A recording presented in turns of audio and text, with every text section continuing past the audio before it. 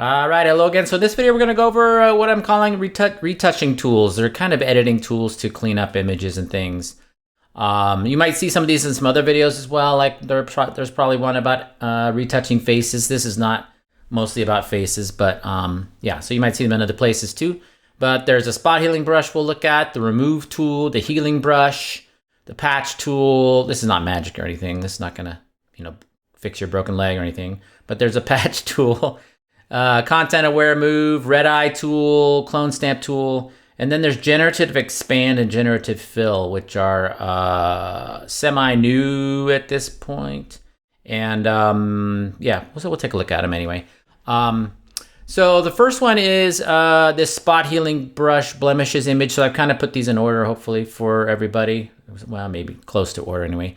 So I'm just going to double click this one. This is a JPEG, so if I double click, it should just open in, oh, it opened in the wrong thing. Let me open it in Photoshop. That was a beta that I opened, which I don't want to use. I'm gonna right click and go to open with, and I'm opening this in Photoshop 2024. So right here is some of the tools that we're looking at are right here. So let me zoom in there so you can see it. There's the spot healing brush, and a lot of these other ones that we're gonna look at are right underneath there as well. So you probably know this, but if you click and hold, you'll see tools underneath other tools when there's an arrow, and there's almost always an arrow now, not quite, but almost always. So I'm gonna get the spot healing brush, and this one's good for blemishes. This hideous guy here has had a lot of blemishes, and what we're gonna do is, it's pretty much no-brainer. You don't have to do much. Just use your square bracket keys if you want, or you can go up here to the top and change the size right here if you want to. That goes for most of these brush tools, right? There's content aware, which is by default. I think that's in there. You try some different ones as well, different modes, but basically content aware works pretty well. So if I just click on that, it's gone, right? And that one, and that one, and that one, and that one. Yeah, pretty easy, right? You can even drag if you want. If I go like this, let's see if that gets rid of that. Oh, see, that messed it up. It's a little unpredictable sometimes. Let's try proximity match and see if that works better on this one. No. Yeah. Well, so that one's not working very good on this one, but we'll see some other tools that we can use for stuff like this too. So that's the spot healing brush. Let's skip to number 3 because that one is a pretty simple one. So I'm going to right click and open that one with Photoshop. And this is for the red eye tool, which I almost never use. And we should probably say why you would have this problem, if you think it's a problem. What happens is when it's dark and you shoot an image, especially with a flash that's on the camera, it ends up bouncing off the retina of the person, which is full of blood. Either that or they're possessed. Probably not possessed. So that's what you're seeing. So how do you avoid that? Don't use that little on-camera pop-up flash if you can, or move it, or use a flash that's away from the camera lens, because it's basically going right into the light, right into the eye and back out to you, like almost like a mirror, but a mirror with of the retina. So if the flash is somewhere else, like not directly on the camera, it has a different angle in it. You'll probably have that less. And it kind of happens when people's eyes are dilated because it's dark. So that's kind of why it happens. Better to avoid it than trying to get rid of it, but I'll show you how you can get rid of it. You can go to the red eye tool right here. And then all you have to do, it's pretty easy. Let me zoom in here a little bit. I'm Command plus to zooming. And I'm just going to click in the eye, one each, and there you go. So it's still going to look kind of big, a little bit weird because it's a big iris, because her eyes are dilated because it's probably dark in there. But yeah, that's better than the devil eyes, probably. It's around Halloween when I'm making this video, so now I'm scared. But I'll try to get over it. Okay, so the next one is, this one we're going to do quite a bit of stuff in. This is the retouching tools number 2. I should have probably made that number 3. But I'm going to right click on that one and open that one in Photoshop. And some of these similar tools are in Camera Raw and Lightroom as well. We're doing this in Photoshop. There's Camera Raw and Lightroom both have retouching tools. Probably not quite as many, but they're non-destructive in those. So keep that in mind if you do this in Camera Raw or Lightroom. These are kind of destructive, but we can kind of fake it a little bit in different ways. What I'm going to do is take this background layer here, and I'm just going to duplicate it. I can say Command J, and that way we'll see what the original looked like underneath, and we can fade it and things like that. So let's use the remove tool first. So I'm going to go underneath those tools and underneath the spot healing brush, and I'm getting some pop-up like help and stuff. Remove tool is right underneath there. And I'm just going to go zoom in here a little bit. I'm going to hold down Option or Alt and zoom in. And all I'm going to do is, should be really easy for it because it's on this blue background, but I'm just going to paint out these wires. See if it works. Yeah. That's about as easy as it gets for this thing. I took it, oops, see, that didn't really work. Let's see if that one, there we go. So I just painted that out of the sky, pretty easy. Let's say I wanted to get rid of something else that's a little harder. Let's say I wanted to get rid of, I don't know if it's gonna work. Some of this works differently depending on what time of day you do this, but I'm gonna paint over this guy to remove that and see what happens. Ah, it's not too bad. Yeah, or this. Yeah, so you can see it's kind of missing the seam between the bricks and things like that, but not bad. So that is the remove tool. I'm gonna move this out of the way. Let's go to the healing brush, which is a lot like, let me close this. The healing brush tool is a lot like the blemish tool. Actually, I can use it on this image. Let's do it on this one. I'm gonna zoom in. So now I'm on the healing brush tool instead of the spot healing brush tool. This one, you tell Photoshop where you want to sample from. So I'm gonna make a brush that's about the size of that. Actually, let's try this problem we had again. Let's try this.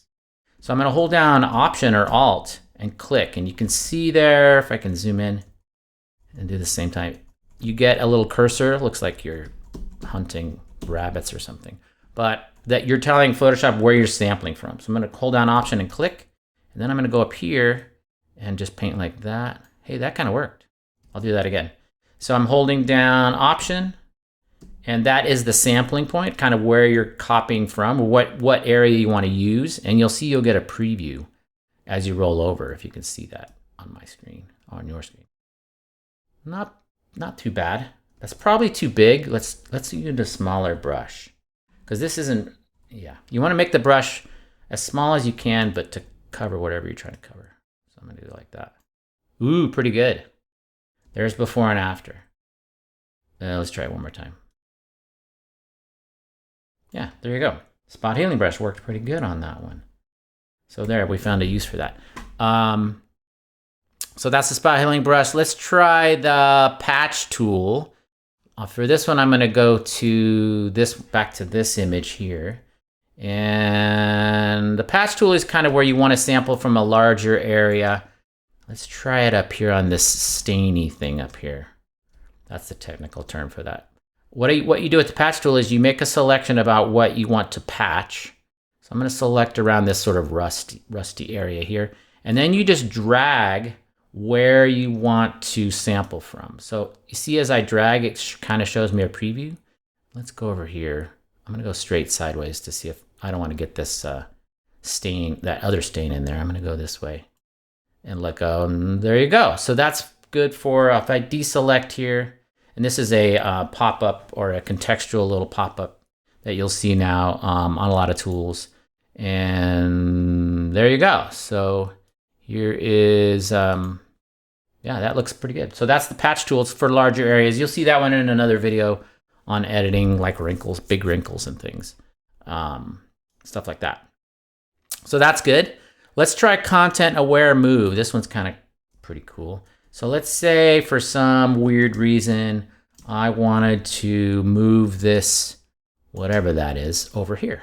So I'm going to select here, and then I'm going to grab the content aware move tool and do that.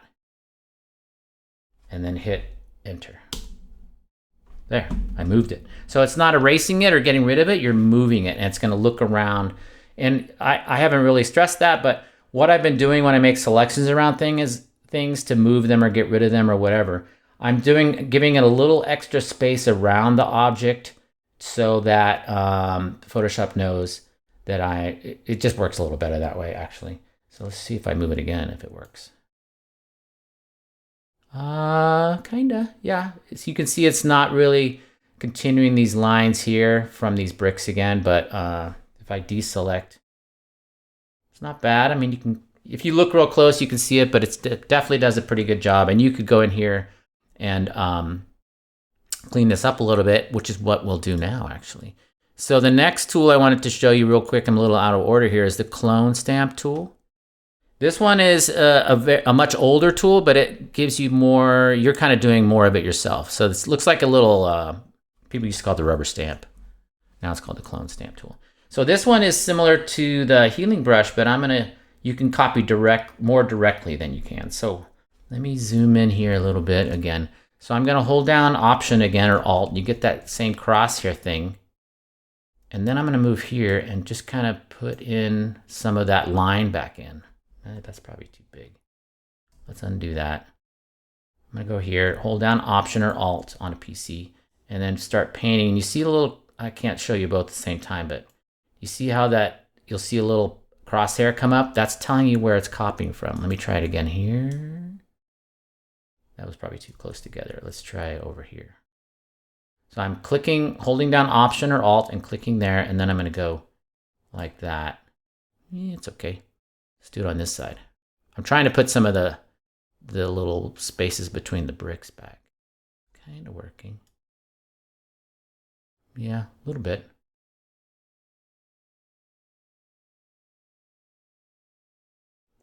Yeah, so there you go. So that can work. I wonder if I had, oh, you know what I had? That was not going the way I thought it was going to go, and that's because I had a mode on this. This is remembering this from like something I did a month ago. So I was like, that doesn't really look like I expected it to look. So the reason is, it's good to see this, is I was in a lighten mode. So it's only going to affect darker colors. I'm going to go to normal mode and try it again. Sorry you had to see that, but that's a good lesson. Check the mode of your tool. So there's a lot of options up here. I'm obviously not going over because it would make the video really long, but let's try it again. So I've changed it back to normal mode, and the opacity is 50%. Let's go to 100. And I think the rest should be okay. Okay, so now I'm gonna try it again. I'm gonna hold down Option or Alt, click. And there we go, that's better. And then I'll do it again here. Let me sample from over here. Option click or Alt click, and then paint. Yeah, that's what I wanted. Click again. I was like, why is that not showing up very well? It was kind of showing up, but not really all the way. So there, I just fixed some of those little crevices with the mortar in there. Good, all right. So that was a good lesson to check the mode of your tools. All right, last but not least, well, we've got Generative Expand and a couple Generative Fill things. So let's open this one that says Generative Expand. I'm gonna right click and go to Open with Photoshop to make sure it opens in the right version here. And then I'm gonna zoom out a little bit. I'm gonna hold down Option and scroll wheel, or you could just do Command minus, same effect. The way this works is I'm going to grab the crop tool, and you see it says Generative Expand right there. So all I'm gonna do is hold down Option so it goes from the center and drag out a little bit. I'm gonna hold down Shift too so it stays the same shape. I'm not gonna go very far because it's not gonna do a very good job. Let's just see what it does. So I basically got the crop tool. Let's try that again. I got the crop tool just to make sure you guys saw that. I'm gonna hold down Option and Shift so it stays as the same shape, and the Option makes it, or Alt on a PC, makes it expand from the center, not from the side. So I'm gonna make it about that big, and I'm gonna click Generate. And now it's generating. This is where you could use a fast computer. Mine's decent.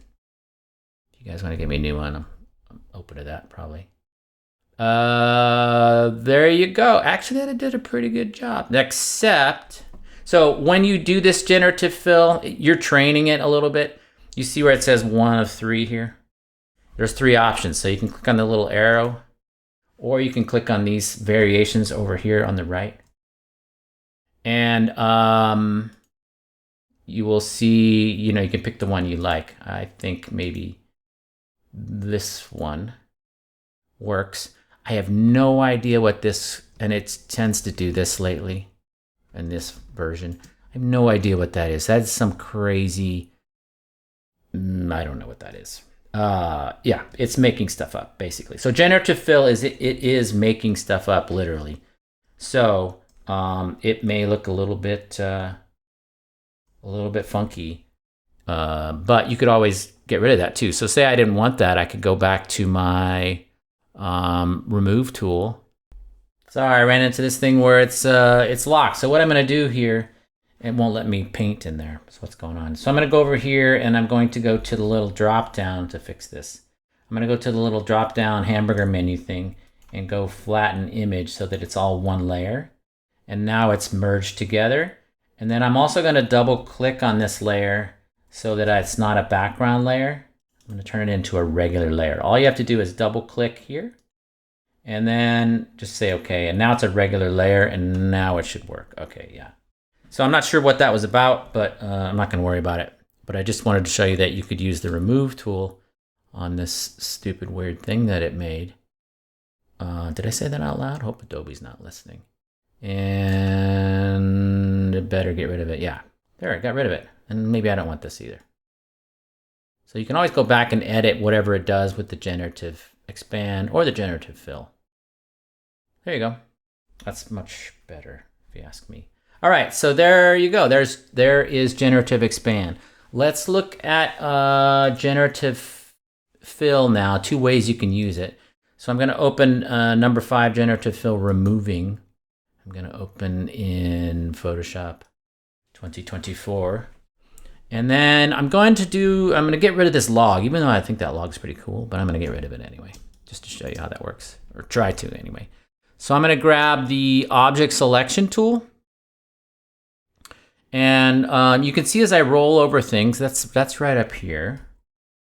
Object selection tool. As I roll over things, Photoshop's going to tell you what it thinks you want to select. So this one's pretty easy because it's got a lot of contrast. So I'm just going to click on the log. And then, so now it's selected the log for me generally, but I'm going to edit this selection just a little bit. I'm going to go up to select here, and I'm going to go to modify. So I went up to select and modify, and I'm going to say expand. And I tried this earlier just to make sure it was going to do what I wanted. So you might have to experiment with this, but I said expand by 10. So that makes the selection a little bit bigger. Let me get out of this tool because it's showing me these weird overlays. So now I've made it a little bit expanded. And like I said, sometimes this stuff will work a little better if you include a little bit of extra from the object that you want to do something to. And now I'm going to feather it just a little bit. So expanding is obviously expanding the selection. I got a little bit bigger, right? It was here, now it's out here. Now I'm going to go to select and modify and feather.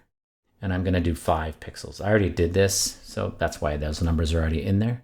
I'm going to say okay. So what feathering does is kind of softens the selection, and it worked pretty good last time I did this, so that's why I'm doing it. Before I did the baking show part. All right, so now I'm going to click Generative Fill. So I'm just going to click on that. It says, what would you like to generate? I'm not generating anything. So all I'm going to do is click on, well, I'm generating background, but I'm not adding anything in. I'm just going to click on generate and see what happens. And watch, it won't really work. I think it'll work okay. And you got to wait. Yeah, I'll take that new computer anytime you guys want to send that. No, this is pretty good. This is a fast computer. So this might be really slow, actually, if you didn't have it. All right, so yeah, it did okay. Here's the before and after. It does add it to a new layer, which I didn't show you before. The Generative Expand does the same thing, but it added a new layer with a mask. So you can just turn off that layer to see what was there before, and you could paint some more stuff back in, or yeah. Did pretty good though, I think. Yeah. That's not bad. So there is using Generative Fill just to get rid of something. I was using Content Aware Fill, but it did a terrible job on this, which is the old way to do this. Content Aware Fill is still there. If you make a selection, if I make any old selection and I go to Edit and,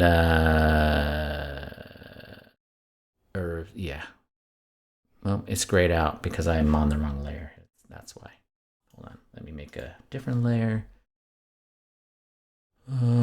Content Aware Fill is right there, but it didn't actually do well on that one, but sometimes it does depending on what the image is, but those are two different ways you could do that.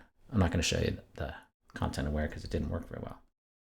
All right, last one here. So let's go here and open Generative Fill adding. I'm going to right click and go to open with Photoshop again.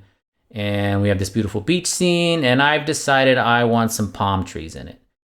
This may or may not work. So this is pretty new as of this video. Sometimes you get ridiculous results, but let's see. I'm just going to make a selection here. Kind of like right here, or maybe a little farther over. Maybe a little higher. Something like that. Let's see what happens. And then you have Generative Fill right there. So I just made a selection with the marquee tool. I didn't tell you that, but I use the marquee tool, which is older than I am, I think. Well, that's impossible, but it's pretty old. And so you just make a selection, and then I'm going to click Generative Fill. And now I am going to type something in. So I'm going to say palm trees. Just see what it does. And then I click Generate. I wasn't very specific, right? I just said palm trees. I didn't say how many or what kind. Or I guess palm tree is a palm tree. Well, there's different species. Oh, not terrible. Yeah, let's see. Yeah, that worked pretty well. You see how it also messed with the mountains in the back? So that's because I made that that selection. Here's the selection I made. Whoops, sorry, I clicked on the wrong. There's a selection I made, so it actually replaced the mountains too back there, which I didn't really need it to. So that's good because, or one thing I can do now is I could go into this mask, I think, and edit this mask. So let me just copy this whole thing. I'm gonna select this, selecting right there. Let me zoom in a better way so you guys can see it. I'm selecting right there, and then I'm gonna do Command J to duplicate that layer. And it does have a little Generative Fill icon on it. And I want to see if I can edit this mask. So I'm going to click on the mask itself, and I'm going to click on the brush tool, the regular old brush tool, and make it a little bit bigger. And I'm going to turn this layer off, sorry. Up right here, I'm going to turn off that layer with the eyeball because we're seeing both layers now. So now when I paint around here, I'm hiding. So it actually added some moss on the ground and stuff, or some seaweed. But here's what I'm doing. I'm using, and you've seen this before, hopefully. But if I paint into the mask with black, I'm hiding this layer, right? I didn't need all this. I just wanted the palm trees. I didn't want all this mountains and stuff to be changed and the stuff added on the sand. Even I didn't ask for that, but I gave it to me anyway. So I'm just going to go around, loosely around the palm trees so that I get back what was already there, like that boat that's washed up. I think that's the minnow. No, that's a sailboat. That's not it. And I would do this much more carefully if I was going to, getting paid a lot of money for this, but I'm not. So, and looks like I missed a spot over here. So I'm going to paint that, make a bigger brush.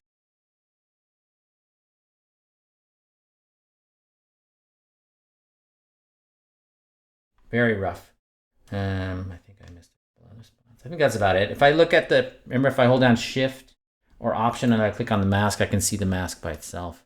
And I see a couple spots I missed. It looks like I almost cut off the edge of the palm tree, but I don't think I did. No, that's fine. So there's before and after. If I just click on the eyeball now, I can see the palm tree. And you can tell if you look, real close that it's fudging the edges here and things like that. But that's not terrible. So if you need some palm trees, you can just get them from Adobe, I guess. I think I did cut off the bottom of the palm tree. If I want to go back and paint that back in, I'm just going to make a smaller brush, hit X on the keyboard. That will switch these two guys. And then I can paint back in. Yeah, see, I lost the very bottom of the palm tree. I just painted white back in right down in this area, which is this area. All right, not too shabby. Sometimes it's terrible, I'm going to tell you right now, but it's you're training it, so ask for a check from Adobe. They won't give it to you. I wonder if they'll see this video. But that is about it for this one. I hope that helps with some of the retouching tools, and I will talk to you again later.